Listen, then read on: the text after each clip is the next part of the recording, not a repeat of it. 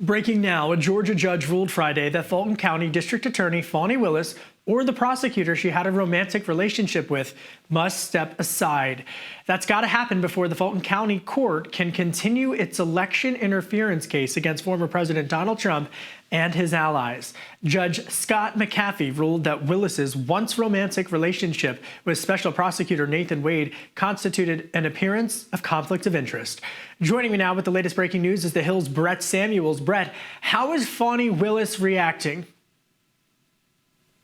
Well, in short, we haven't heard from her office yet, so silence has been sort of the name of the game in the wake of this rather significant ruling. But all eyes are going to be on FANI Willis and her office and what they decide to do here. Obviously, she has a choice to make to either remove Nathan Wade, her former romantic partner, from this case so that she can proceed, or she'll have to step aside. But either way, tough day for FANI Willis, and certainly we're all waiting to hear from her following this ruling. Brett, is she going to call Wade? I mean, do we know how the back and forth is going to go? They were dating. They were having this affair. It's been well documented. She's admitted to it. Nathan Wade has admitted to it. Do their lawyers talk? Do they talk directly with each other? How is this romantic affair that has really upended the case against the former president in the Georgia election interference case? What is like the sequencing of what happens next? So I think lawyers are certainly going to step in here, especially in the wake of the testimony we heard from FANI Willis and from Nathan Wade a couple of weeks ago in this hearing over whether they should be disqualified. Certainly there were some discrepancies in their stories, some clear frustration, I think, from FANI Willis. So I would be shocked to see the two of them hash this out directly over the phone, the two of them.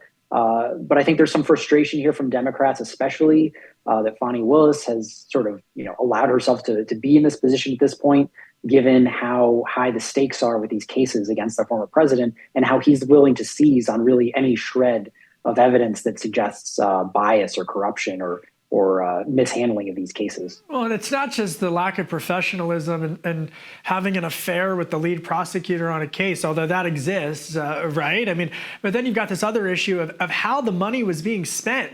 How was FANI Willis, the district attorney of Fulton County, how was she actually spending money with regards to the relationship with Nathan Wade? How is Nathan Wade spending taxpayer money as it relates to this? And oh yeah, they're going after the former president of the United States on an election interference case. So when you follow the money on this, a lot of questions, but there's items that both sides don't like. You've got Trump world saying that the case should be thrown out as a result of this, and you've got FANI Willis' side who feel that her romantic life shouldn't be factored into it in this way. But when you look through this, what effect has this had on polling and voters, specifically independent voters, and the emphasis that they're placing on the Georgia election interference case as a result of the love affair between FANI Willis and Nathan Wade? Well, polling in Georgia is showing former President Trump running quite strongly. He's ahead of President Biden by at least 3 to 5 points in most polls in Georgia. It's a state that he lost by roughly 10,000 to 12,000 votes in 2020, so very slim margins. So I think the Trump campaign looks at this and they see a foothold to basically say, hey, we're being unfairly targeted. Look at this corrupt prosecutor who's mishandling money, mishandling her personal relationships, and letting that get in the way of what should otherwise be an apolitical prosecution. So certainly I would expect to see the Trump campaign continue to seize on this in the wake of the judge's ruling. As you said, Kevin, they would like to see this case dismissed entirely. But moving forward, the big question is, will this case even go forward before the election? Because now there's more complications about, removing a prosecutor potentially. So delay has been the name of the game for the Trump team. And I'm sure we'll see more of that to try and push this Georgia case beyond the 2024 election. Now, do we know when FANI Willis has to make the call whether to choose her former romantic partner or herself as it relates to moving forward with the case? What's the deadline on that decision?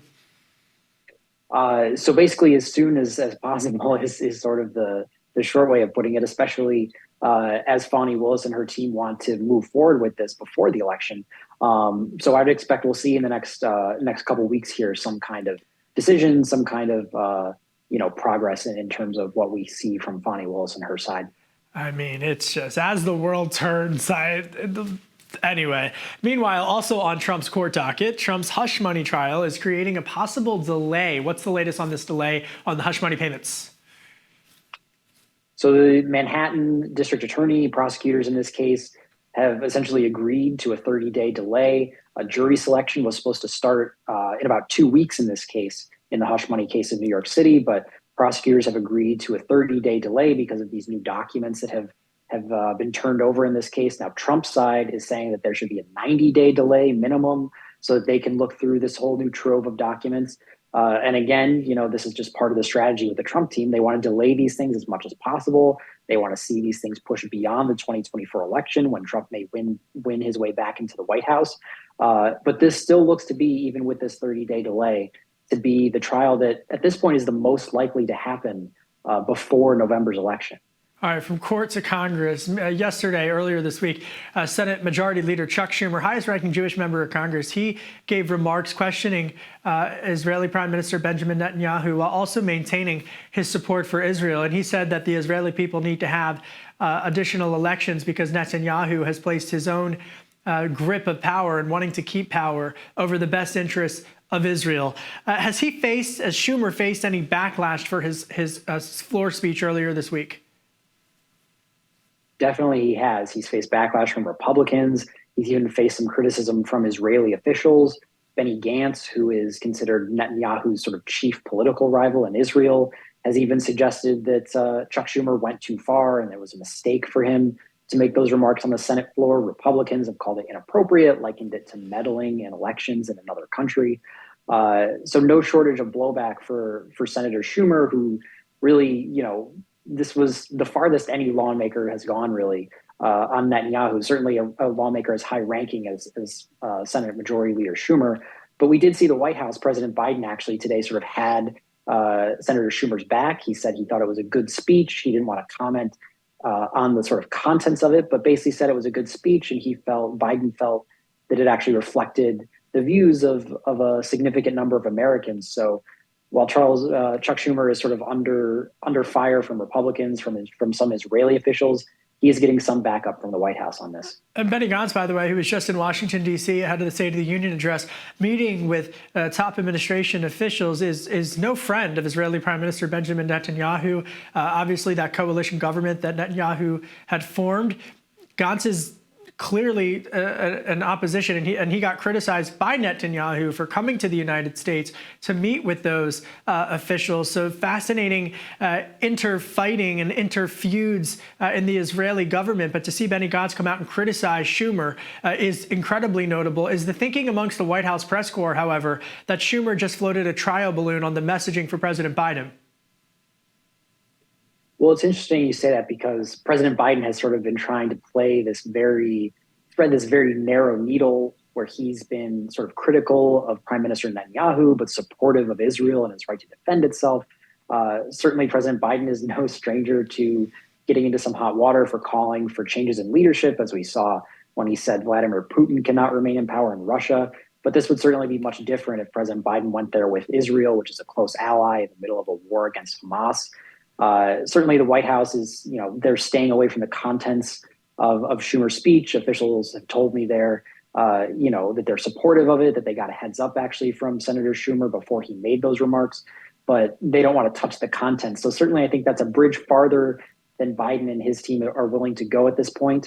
But I think we're going to continue to hear from the president and others, that more needs to be done by Israel to protect civilians, to let aid into Gaza moving forward. Meanwhile, Hamas terrorist organization just continues to walk away from every single short-term ceasefire agreement that the United States has done. The United States has provided more relief than any other country, than Russia, than China, as it relates to humanitarian aid provided to Gaza. And Hamas continues to walk away from the negotiating table and refuses to release the hostages that they had taken on their October 7th terrorist attack from Israel. It sounds like the messaging for the Democratic Party over the last few weeks, leading into the State of the Union address and out of it now from Schumer, is that the Democrats, like Israel, support Israel, but they don't support Netanyahu. Is that a fair bottom line? I think that's a fair assessment. Certainly, there are some clear differences. Netanyahu leading sort of this right-wing coalition in Israel. Democrats obviously do not agree with a lot of Netanyahu's policies, whether it be about rolling back independence in the judiciary, some of his views on settlements and on the fate of a possible two-state solution. Netanyahu has been very cold to that idea, while Democrats in the White House have said that they support a two-state solution, and that's sort of the end game here. So I think that that's definitely a fair assessment, Kevin, to suggest that Democrats in the White House are not walking away from Israel. They think Israel has every right to defend itself after those Hamas terrorist attacks last October. But they've made no secret that they disagree with Netanyahu, and they disagree with how he's handling sort of the execution of the war against Hamas, particularly in Gaza. And defend itself against people who don't even think that they have the right to exist, which obviously they do. Vice President Kamala Harris, switching gears, visiting an abortion clinic. Is the GOP prepping their own anti-abortion message? And how is Harris's campaigning at abortion stops? What are they hoping to accomplish with that? So yeah, Vice President Harris, this is a historic visit in a sense. This was the first time a sitting president or vice president had visited a clinic where they offer abortion services. Vice President Harris clearly, making herself the face of the administration and the Biden campaign when it comes to this issue, which is certainly going to play a big role in November. But to your point about Republicans, former President Trump has said that, Republicans lost elections in 2022 because they didn't know how to message on abortion. He himself has sort of been very evasive on abortion, saying he's for exceptions, but won't quite say what he's for in terms of restrictions. And we're hearing, Republicans have told me that they need to essentially address this head on, whether it's attacking Democrats for saying that they're too radical on abortion and allowing it, beyond 15 weeks or whatever the consensus might be, whether it's, saying specifically what they're for moving forward. Republicans have told me that they need to coalesce around a message on abortion, because otherwise it's going to continue to be a thorn in their side. And we've seen Democrats have really been able to use it to their advantage, winning big elections in the Kentucky governor's race, Virginia legislative races, and other referendums since the Supreme Court ruling in June 2022. Brett, you've got an excellent story up on thehill.com about how Trump is reworking, really a quite radical overhaul over at the Republican National Committee. What's going on over at the RNC in this now that Trump's the presumptive nominee again? Yeah, so, it's not unusual for a presumptive nominee to put some of their preferred leadership in place at the party committee once they are the presumptive nominee. But in this case, Trump has just totally remade the RNC. He's done it incredibly quickly. Basically, in the span of a week, we have new chair, new co-chair, new senior leadership. They've fired or asked about 90 or so staffers to reapply for their jobs or inform them that they're being laid off. They're restructuring their data programs, restructuring how they're reaching out to voters to try and maximize Trump supporters and voters who maybe are going under the radar, who could be Trump supporters. So really just a radical overhaul. And this is, fully RNC Trump campaign, just totally merging into one. So, there are some concerns about what this means for down ballot candidates, what it means for early voting efforts, since Trump is sort of vocally opposed to mail-in balloting. So lots to keep an eye on here, but certainly Trump wasting no time turning the RNC into basically, a unified operation with his own campaign. It's a great report, and folks, go check it out on thehill.com. Brett's got that great rundown of what's going on over at the RNC. And just speaking with Republicans, House Speaker Mike Johnson, he wants to revise the budget deadlines from 2 to 4. What's his thinking? Is this going to help stop the shutdown drama? I think that's the hope. Okay. Surprisingly, we have not had an official shutdown yet, but certainly, this is a step the speaker's taking to try and thread this needle, navigate this very narrow majority he has without seeing the government shutting down, or face the threat of a shutdown week after week, which we've seen the last month or so here. Yes or no before I let you go? Does TikTok get banned after the election? I'm leaning no. I think that people are still concerned about what it means for young voters. No, after the election. Like, do we think that... Oh, after the election? Yeah. I agree with you there. They're not going to... No one's going to get rid of it before the election, yeah. After the election, it does seem like there's momentum around it. I'll shift to a yes for after the election. I'm going to say that the legislation passes and that there's some shakeups with the communist-backed, what's that, bike dance, the commie-backed bike dance. I think that there's going to be a shakeup on that front. It's really fascinating that what's going to happen with that. Anyway, Brett Samuels, I could talk about that forever. Brett Samuels, my buddy and friend from thehill.com. Go read his reporting. He's the Hill's White House reporter. Thank you, Brett. Thanks, Kevin. Appreciate it. Indicted Senator Bob Menendez is considering a re-election run as an independent, switching from Democrat, in New Jersey. That's according to multiple sources now close to Menendez. The New Jersey Democrat and his wife are fighting the charges, which range from everything of taking bribes to acting as a foreign agent.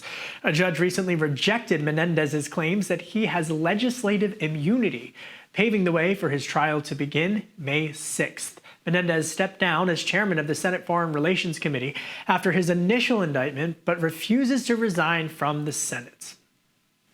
Tough year for Tesla. Elon Musk's electric car company officially had the worst year to date, and it was the worst performer in the S&P 500. Once considered part of the best tech stocks to own, its downfall continues to speed up. Already, get this, it's been down 32% since January and about 60% since its all-time high in 2021. This comes on the heels of massive recalls for Tesla and slowing growth and safety issues surrounding its self-driving cars. To make matters worse, Wells Fargo downgraded the stock, lowering the price target to $125 a share. That's more than 20% less than it's trading at now. Let's hope that Musk can strap a SpaceX rocket to the stock and get it back soaring. From the White House to the Great White Way, from the State Department to the stage, Hillary Clinton is headed to Broadway. Sort of. The former First Lady and Secretary of State is teaming up with Lin-Manuel Miranda, he's the Hamilton guy, to host a fundraising dinner for President Biden.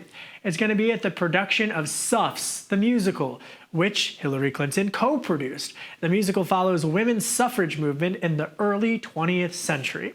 That's it for today's Daily Debrief. I'm Kevin Cirilli. Be sure to like, share, and subscribe to The Hill's YouTube channel. And come back here soon for the intersection between politics and policy.